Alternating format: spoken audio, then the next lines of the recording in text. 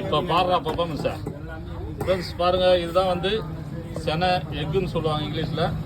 ரொம்ப சூப்பராக இருக்கும். இந்த சைஸ் கட் பண்ணி இதை லைட்டாக கழுவி அதுக்கப்புறம் அவிச்சிடணும். அவிச்சிட்டு அதுக்கப்புறம் எடுத்து நம்ம தேவையான அளவு சின்ன சைஸாக கட் பண்ணிக்கலாம். அப்புறமா மசாலா போட்டு ஃப்ரை பண்ணிக்கணும். வேறு லெவலில் இருக்கும். அப்படியே சின்னதாக போட்டு நம்ம குழம்பும் வச்சுக்கலாம். ரொம்ப ரொம்ப சூப்பராக இருக்கும். செனை கிடைக்காது, கிடைச்சா மிஸ் பண்ணாமல் வாங்கி சாப்பிடுங்க. ரொம்ப நல்லது செனை.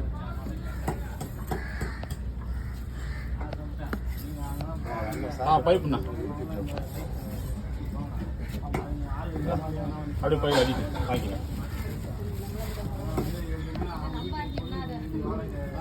மெதுவாக கழுவிங்க. மெதுவாக கழுவி எடுத்து அதுக்கப்புறமா ஆமாம் ஃபஸ்ட்டு அவிச்சிருங்க.